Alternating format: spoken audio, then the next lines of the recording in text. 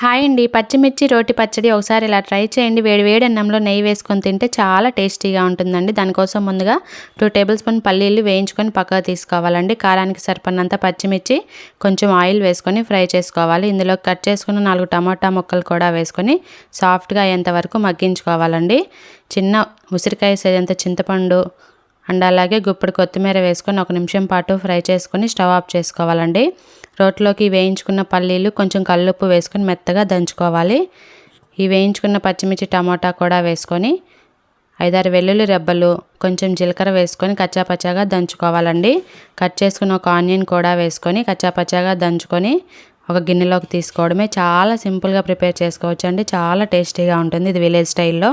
కావాలనుకుంటే తాలింపు పెట్టేసుకోవచ్చండి. స్టవ్ మీద ప్యాన్ పెట్టుకొని 2 టేబుల్ స్పూన్ ఆయిల్, తాలింపు గింజలు, ఎండుమిర్చి, కరివేపాకు వేసుకొని ఫ్రై చేసుకొని ఈ పచ్చడిని వేసుకొని 1 నిమిషం పాటు ఫ్రై చేసుకుంటే పచ్చడి రెడీ.